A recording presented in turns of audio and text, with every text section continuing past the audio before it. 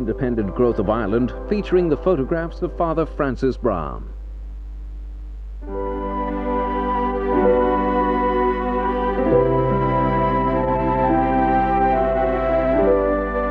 The seeds of idealism passed down through the generations were now to bear fruit, and the lives of ordinary people were to be shaped and marked by the forging of a new course in Irish history, the birth and growth of a new Irish state.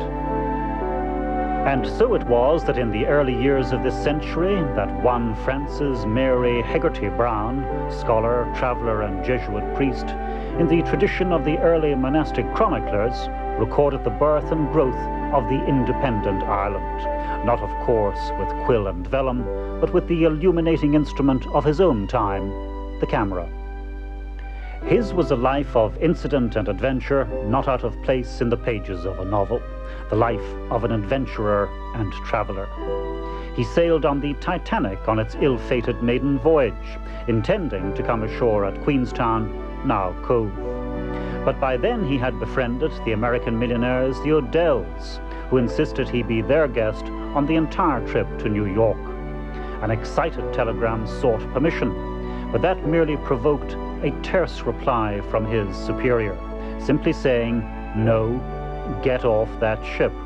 So, one might say, superior wisdom saved his life.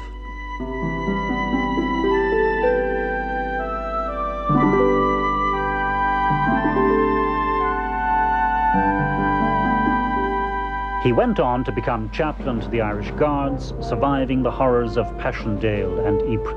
5 times he was injured, and he was awarded the Military Cross and the Croix de Guerre, rare honours for a non-combatant. But his lasting fame was to come of his fascination with photography and of the history he captured. As a working priest, he primarily preached in the renewal services known as the missions.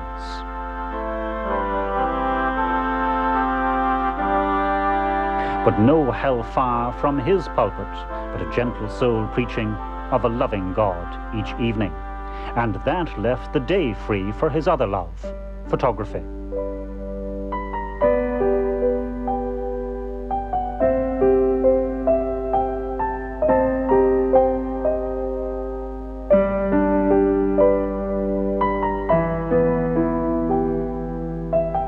His was the history of the lives of the people, in which showed the success or the failure of strategies which would mould and shape the new independent Saoirse Éireann. In an archive of 40,000 images, he recorded the people setting out on a great adventure, the birth of a nation, awaited by idealists and dreamers for 700 years. Momentous events of just the day before yesterday.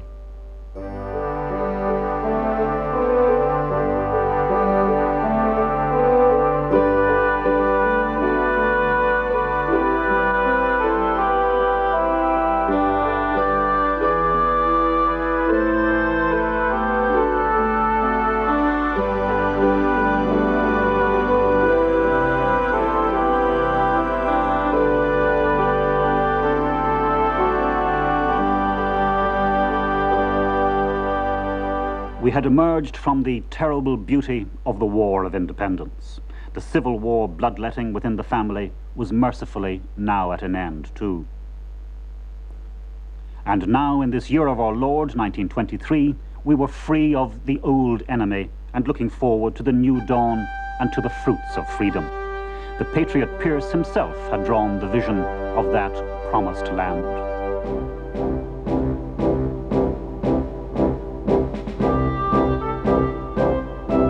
A free Ireland could not have hunger in its fertile vales or squalor in her cities. We would drain the bogs, harness the rivers, plant the wastes. We would nationalise the railways, improve agriculture, protect fisheries, foster industry. Workers would be educated, cities beautified. Ireland would govern herself as no external power, nay, not even a government of angels and archangels could govern her.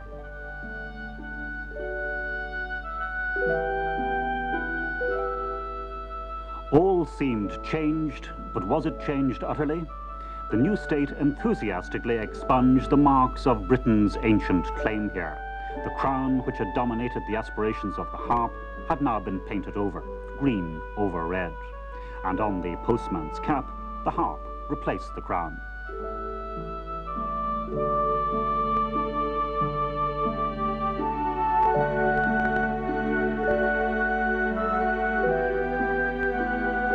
The new state had its own livery and trappings to proclaim its own separate identity. The names over many a shopfront took on a Celtic scroll for the first time, while towns and villages here and there delved back into their history to declare themselves not only free, but Gaelic. Names which had curried favour in their time were now to be obliterated. Where now were King's County or Queen's, where Kingstown and Maryborough, gone the way of Queenstown, which of course had become Cove.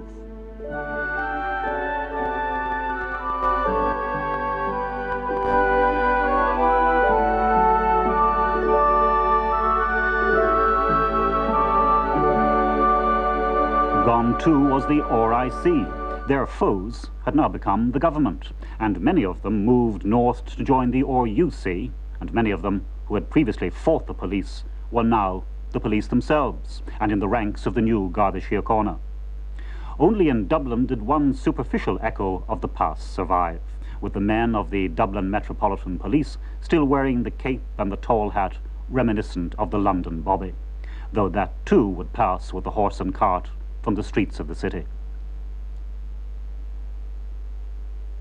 But there were deeper realities to contend with now. Rhetoric now had to give way to a testing reality. Now that we had our freedom, how would we use it? What would we achieve with it? Everywhere around was the aftermath of years of war and strife at home. Trains had been thrown from their tracks, bridges blown up, buildings levelled. The economy was in tatters when handed over to us by the British. The very air, it was said, was still heavy with the smell of petrol and cordite. So could the soldiers who had suffered and survived all that, as they had wrenched freedom from Britain, now become successful builders of a new state, develop its economy, improve the lot of its people? Could those soldiers fashion their swords into plowshares and their guns into slide rules? They faced an enormous task. As Pearse had seen it, an independent Ireland would not have hunger or squalid slums, and the fledgling state had inherited the challenge of widespread deprivation amongst its people. The sordid slums of Dublin had often been held up as being the result of British misrule. Now the British were gone, the slums remain, and we had to face the task of tackling them. The Free State had over 750,000 people cramped into overcrowded conditions.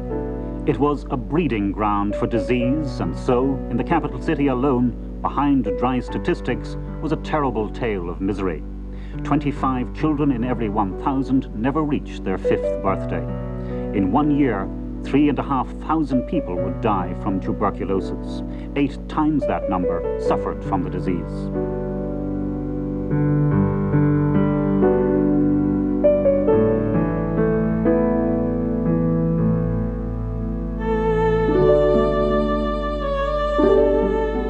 And behind the poet's idealized image of the simple contentment of a rural people living in thatched and whitewashed cottages lay a contradicting reality. True rural life added to the scale of the problem faced by the new state in trying to reorganize and rebuild decent social conditions. That cottage could be home to 11 people, containing birth, death, hope, and despair.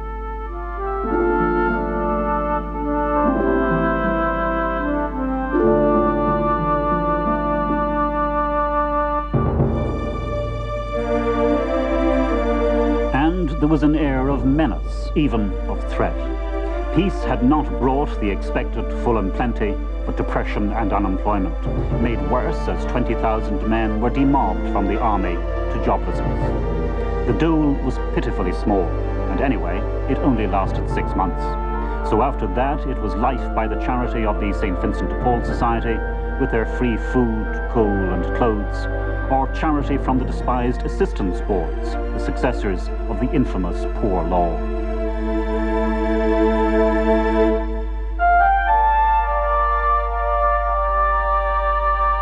Emigration had been held up as a consequence of the heartless policies of an unfeeling British administration.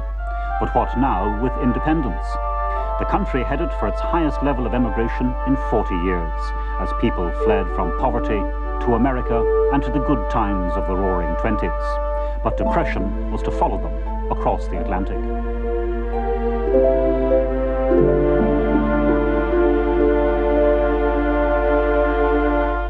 So whom did we have amongst our apprentice cabinet who was equal to this mighty challenge? This first independent government of men was not noted for economic expertise. There was little to choose between policy before independence and after. Griffith alone had an economic vision, but he was now dead, and Kevin O'Higgins and his governmental colleagues held that they could not be governed by a dead man's vision. The prospects for success could hardly have been worse. The boom years for industry and agriculture, as they had fed the First World War machine, were now wound down into slump. In the war years, Irish farmers had grown fat on the exports they had sent to feed the British Army. But now the war was over and demand fell. Prices collapsed by about a half, devastating the agricultural economy. Worst still, we had abused Britain's wartime need and sent them poor quality food. But now they had a choice again, and they chose to instead buy Danish and New Zealand foods, rather than suffer what was then seen as poor Irish quality. And hampering even that smaller remaining British market, a 6 weeks dock strike had broken out in Dublin, cutting exports by a staggering 60%. On top of all that, even the weather went against us, with gloomy, sunless summers reducing crops.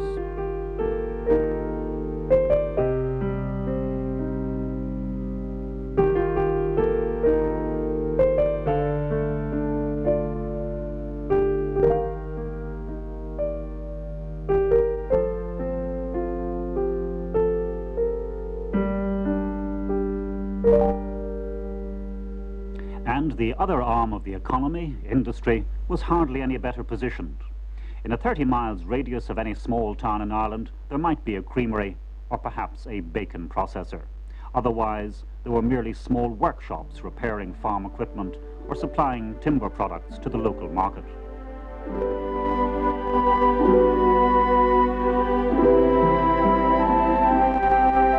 True, we had the breweries, the distilleries, and the biscuit makers, as well as the woolen mills. But those aside, industry was sparse and weak.